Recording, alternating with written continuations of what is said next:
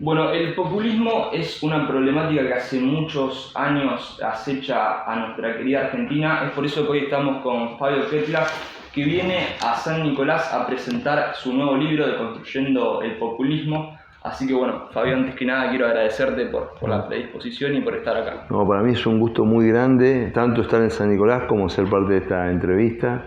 Y la verdad que es muy energizante, entusiasmante ver que hay jóvenes comprometidos con la realidad de sus localidades, con el futuro, con su propia realización existencial, ¿no? Muchísimas gracias. Lo primero que quería preguntarte es que nos cuentes de qué se trata el libro, por qué el nombre, un nombre bastante llamativo que me gustó mucho, así que quería que nos cuentes más o menos por qué. Bueno, es una historia, el nombre es una historia íntima y un poco graciosa, pero porque ese libro se iba a llamar de otra manera, se iba a llamar 50M, porque es un libro que estaba escrito antes de los resultados del censo y suponíamos que los resultados del censo iban a dar que Argentina tenía más o menos 50 millones y se suponía que ese libro era una propuesta de cómo sería la Argentina o cómo debería ser la Argentina de los 50 millones. Y yo mando el material a la editorial en tiempo y forma, yo había firmado un contrato unos cuantos meses antes con una editorial importante como Sudamericana. Mando el material y en un baño de realidad la editora responsable que le tocó trabajar sobre mi texto se comunica conmigo y me dice: mira, Fabio, esto está bien, esto está mal, ¿no? Distintas cosas, esto lo tenés que hacer más corto. Pero en un momento determinado me dice: ese título no lo entiende nadie, me dice. El librero no sabe dónde acomodarlo, si en recetas de cocina, en astrología, en autoayuda. Pongamos un título que lo entienda alguien. Como estábamos ya apurados, teníamos todo cerrado y no teníamos el título, le digo: bueno, dame una serie de opciones vos a la editora. Y la editora no me mandó una, me mandó una opción. Me dijo: de construir el populismo. Que es un título que le hace honor a la primera mitad del libro, pero no a la segunda mitad del libro, porque la segunda mitad del libro es más propositiva y que creo yo que es un poco, voy a spoilear, como dicen los pibes ahora, que un poco la verdad es que en el sistema institucional, en la conversación pública, la única forma de reemplazar una mala idea es con una buena idea, digamos. O sea, el populismo se va a resolver si el conjunto de ideas institucionalistas y democráticas dialogan mejor con el sentido contemporáneo, con las necesidades de la población actual. O sea, no es indignándonos ni enojándonos que va a desaparecer el populismo. Y un poco el libro tiene propuestas en ese sentido, ¿no? Porque todo el mundo, en Argentina siempre se dice: necesitamos un plan, ¿no? Es una frase como... Y si yo te digo a vos, necesitamos un plan, vamos a ir a Mar del Plata, necesitamos un plan. Vos precisás algo antes de tener un plan, que es tener un objetivo, en este caso es ir a Mar del Plata. Si vos no sabés dónde vas, no hay ningún plan que te lleve. Entonces ahí hay una lucha de visiones, digamos. Antes de un plan se necesita una visión.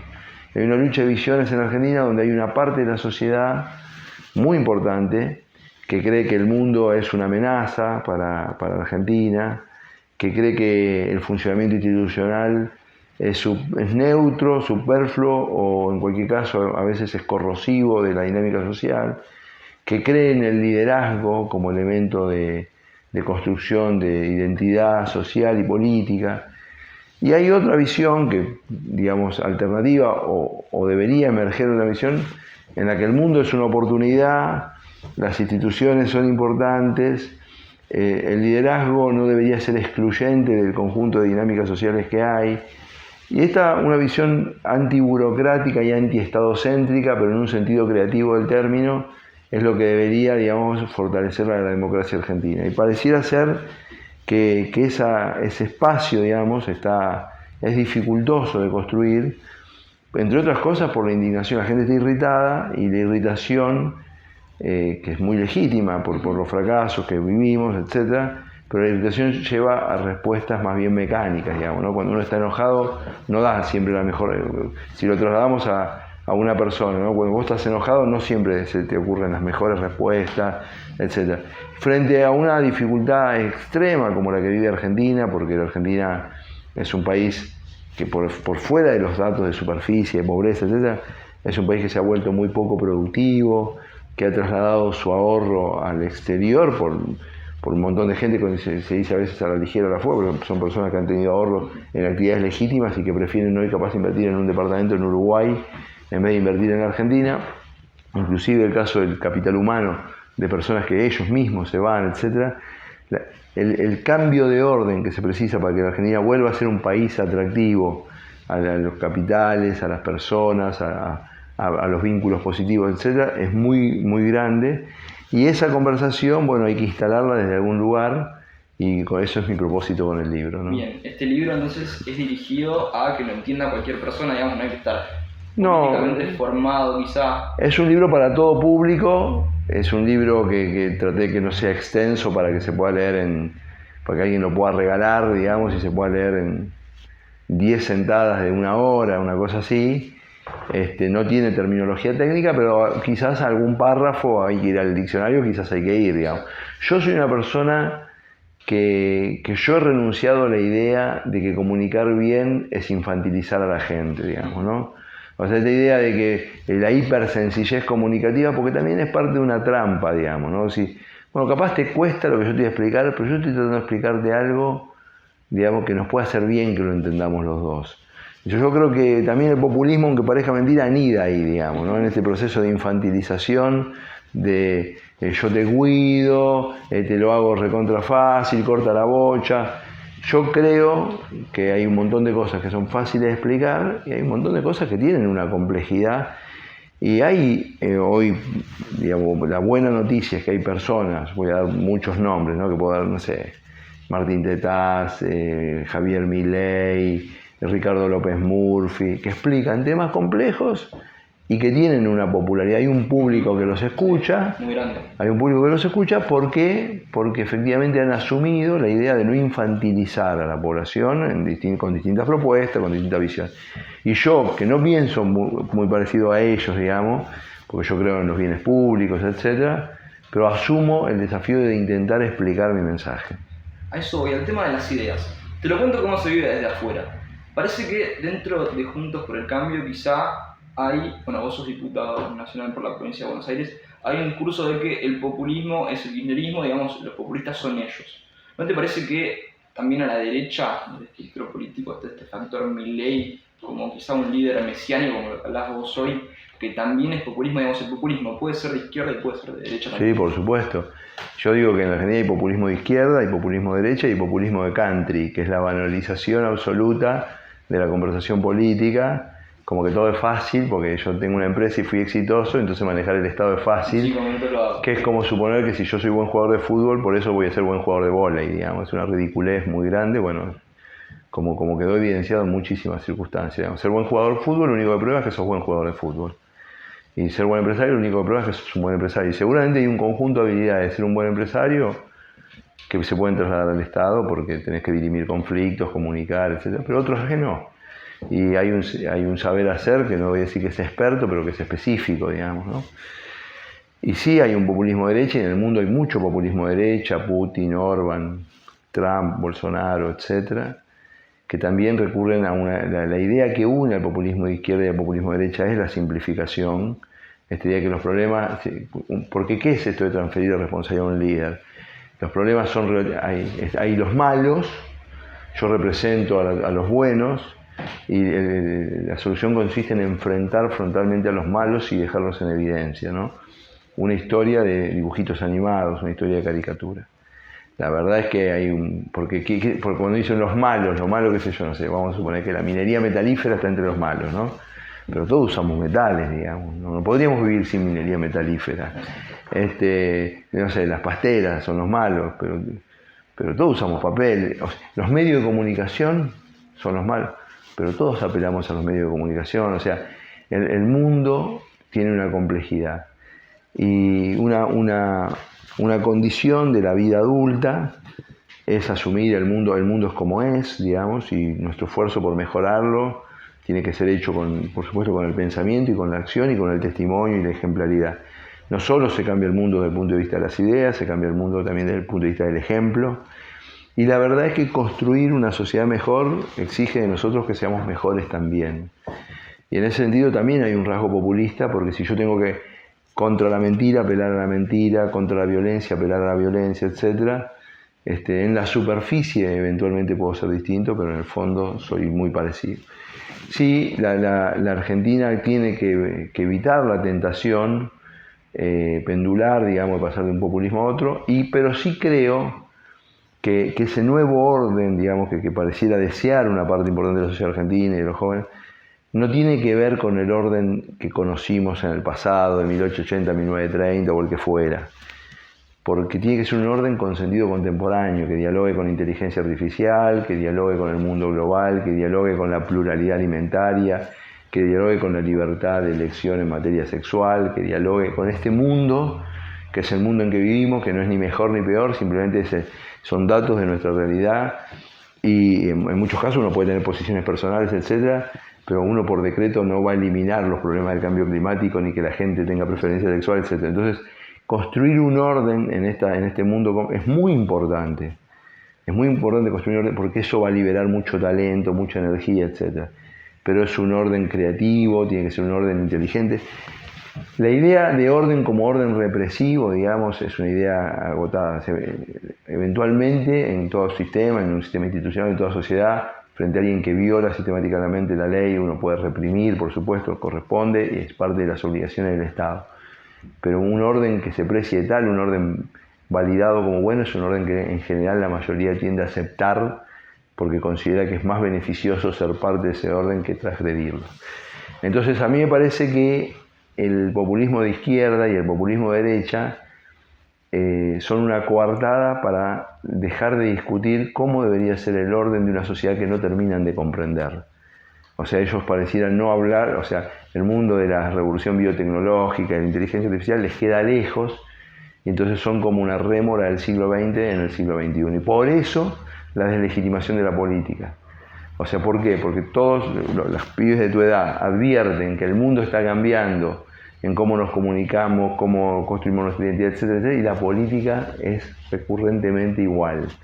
Entonces hay un divorcio entre esta revolución que está ocurriendo en la vida social, tecnológica, etcétera, y esta política gastada y repetitiva, ¿no? Esta revolución tecnológica, educativa de la que vos hablas, ¿qué te pasa cuando ves que no solamente en la provincia de Buenos Aires, sino en todo el país se está queriendo eliminar la repitencia, bajar, digamos, la exigencia en los sistemas educativos, siendo que una de las características principales del populismo es necesitar a la gente más ignorante, por así decirlo, y hablaba de eso de no infantilizar a la gente? ¿Qué te pasa cuando ves esto que sucede? Yo creo que los líderes populistas, no es explícito eso, ¿no? O sea, termina siendo implícito, pero igualmente gravoso. Porque la idea explícita del Estado es decir, yo por ejemplo adoraría y voy a trabajar toda mi vida para que la Argentina vuelva a ser referenciada en el mundo como un lugar de una educación excelente, digamos, ¿no? Me parece que tiene que ser nuestra marca, nuestro orgullo. Eso es algo que no lo hace ningún ministro, ni ningún presidente. Es algo que lo decide hacer la sociedad o no se hace. Un ministro puede representar ese movimiento, ¿no? Pidiéndole a las familias que se comprometan más con la educación de sus hijos, explicándole a las personas adultas que tienen que seguir formándose, insistiendo para que las personas de la tercera edad, a pesar de que han terminado su tiempo, entre comillas, productivo, ahí tienen mucho para darle a la sociedad, entendiendo que los espacios de educación tienen que ser todas las ciudades, las empresas, no solo las escuelas, etc. Porque si somos, la educación nos permite ser mejores ciudadanos, nos cuidamos más en la salud, somos menos violentos, cuidamos más el ambiente, somos más cívicos, o sea, nos ahorramos mucha plata si somos más educados. Pues, la prosperidad, digamos, es muy dependiente de la tasa de educación agregada de una sociedad, genera muchas externalidades positivas. Educarnos no solo sirve para ganarnos la vida, sino también para disfrutar la vida, ¿no? O sea, vos tenés una persona con la que potencialmente puedes ser amigo y él habla alemán y vos no hablas alemán y te vas a perder esa amistad porque no sabes un segundo idioma, digamos. O sea, entender una ironía te permite entender un chiste, saber un segundo idioma te permite tener más amigos. O sea, la educación excede el concepto de productividad. ¿Qué me pasa a mí con el tema de la repitencia? Hay mucha reflexión en el mundo en términos a los sistemas de promoción. Y la promoción automática en países donde en un aula de 25 alumnos habría 1 o 2 que estarían en condiciones de repetir, se insiste mucho en esto de la secuencia promocional, en la idea de que le hace muy bien al chico no perder el lazo con sus compañeros, le hace muy bien no quedar desfasado en términos de edad, que esa pertenencia también le permite a él incorporarse al tronco, digamos, de aprendizaje, al promedio de aprendizaje de sus compañeros, etc. Distinta es la situación de Argentina, que quizás con 25 chicos estarían 20 en condiciones de repetir. Entonces, trasladar una respuesta que fue pensada para un contexto a otro contexto merece una reflexión crítica. Nosotros nos tendríamos que preguntar muchas cosas acá. Yo creo que más allá de la repitencia, y más allá de que todos los años discutamos si 180 días, no 180 días, nosotros tenemos que hacer un eje, o sea, el país tiene que volver a discutir cómo educa, para qué educa, cómo creamos una alianza por la educación en la Argentina que integre, por supuesto, vuelvo a decir, familias, gobiernos locales, escuelas, etc. A mí hay un tema político, me parece, que está por detrás de lo que yo llamaría la epopeya educativa argentina, ¿no? Que tiene que ver con un mensaje, ¿no? El mensaje de la educación, en el fondo, es un mensaje sofisticado que tiene que ver con la idea de vos no salís de un proceso educativo igual que... Si un proceso es verdaderamente educativo, no es simplemente de agregación de información, digamos, nosotros no somos computadora, las emociones, el sentir, la autoestima, lo que produce el conocimiento, el esfuerzo en la construcción de conocimiento, etc., lo que hace es que te cambie a vos como persona, ¿no? Y ese es el punto que nosotros tenemos que poner en discusión. Nosotros llegamos hasta acá siendo como somos y precisamos ser distintos. Y la forma más pacífica, más amable, más inteligente de ser distintos es educándonos más. Digamos, esa es la clave del asunto, ¿no? Hablando de la educación, te hago la última cortita, que es como cerramos todas las entrevistas. ¿Por qué crees que la juventud debe ser protagonista? ¿Qué beneficio nos traería como sociedad? Yo siempre voy a decir una cosa que quizás parezca políticamente incorrecta en un medio que es juvenil.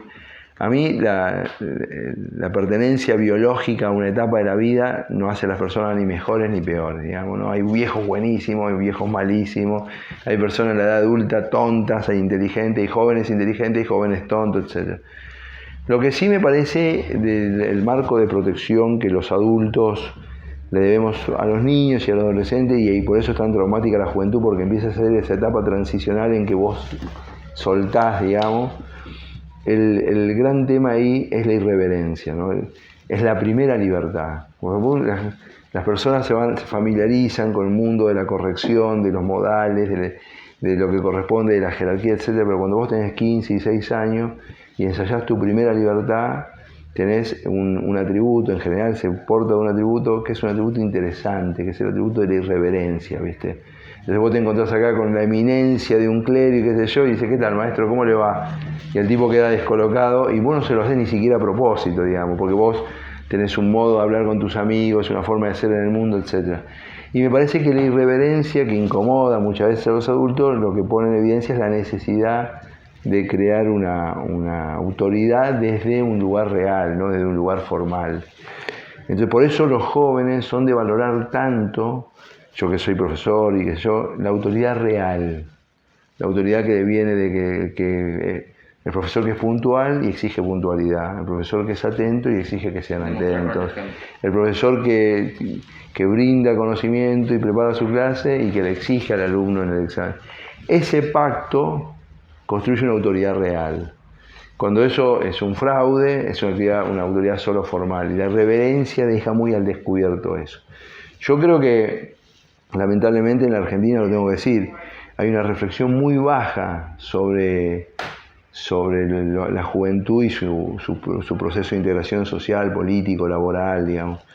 Porque nosotros deberíamos pensar más como sociedad cómo facilitamos y cómo cuidamos, porque en definitiva ahí se juegan muchas cosas. Yo voy a darte un ejemplo muy concreto. Está bastante estudiado esto, que el primer empleo de los jóvenes determina mucho cómo es su trayecto en la vida laboral futura. O sea, si tiene un primer empleo formal, de cierta calidad, etc., vos agarrás 100 tipos así, 100 que no lo tuvieron, 20 años después, la diferencia es igual porque hay un montón de capital que no es monetario, digamos, ¿no? Que tiene que ver con vínculos, aprendizaje, etc. Ahora, si sabemos eso, ¿por qué no legislamos para que el primer empleo de 18 o 24 años se facilite con cierta calidad? Porque ya sabemos, tenemos el dato de que el primer empleo determina la trayectoria futura, etc. Entonces me parece que Argentina está un poco atrasada en eso, ¿no? Eso hay que actualizar. Bueno, Fabio, te agradecemos muchísimo por esta charla. Espero que te haya gustado tanto a vos como me gustó a mí. Me encantó. Un abrazo grande y gracias por tenerme en su canal. Muchísimas gracias. Fabio Ketlas.